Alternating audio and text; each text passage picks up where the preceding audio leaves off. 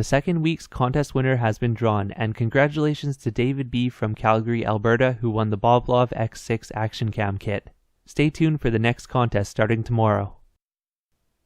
Hi everyone, Drecky here, and today I'm unboxing the MGCool Explorer Pro 2. Hi. This is a fake 4K camera based on the Allwinner V3 and IMX179 platform. I've been a little bit hesitant to review more of these cameras because from what I've experienced they're more or less all the same in terms of performance, but this one is particularly cool because it has a touch screen, which is a first from an Allwinner V3. Get it? Particularly cool? Shout out to my friends at Gearbest for sending this camera along to me for review. If this camera interests you, I've placed their link in the description where you can go and view more info about it. So here's what the camera looks like itself. Let's just pull it out of the box and then start with the accessories. The accessories included with this camera are the standard, cheap plastic accessories found with most budget action cams. The camera has sticky mounts, right angle adapters, a frame so you can use it outside of the waterproof housing, a handlebar mount, a clip, and well, that's about it. Included is the standard budget waterproof case, which doesn't have an additional latch to keep it closed, and when you pull the camera body outside of the waterproof case, it's made out of a very cheap feeling plastic that is shiny and textured. The main body is not rubberized like a lot of these cameras are, so it does feel a little bit cheaper. A lot cheaper. The nice thing about this camera that I noticed right away is that it has bright and big indicator lights, so it's pretty easy to see when it's recording. Turning on the camera, the user interface resembles a mashup between the SJCam SJ7 Star and a standard Allwinner V3 camera. The recording screen looks like an Allwinner V3 and all the information that you need while recording is visible here, and when you enter the menu you're presented with a nice touch user interface.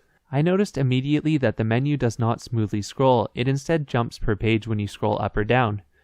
Otherwise, I really do like this menu layout when it's broken into two sections like this because all of the settings are easier to find. Kudos on them for copying SJCam here.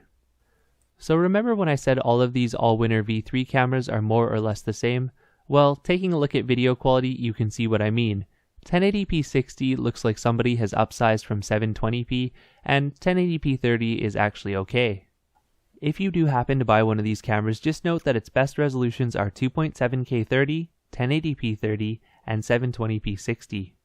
I've never understood why 1080p 60 looks so bad on these cameras, but I suspect it's a limitation of the image sensor. Maybe it can't output 1080p video at 60 frames per second.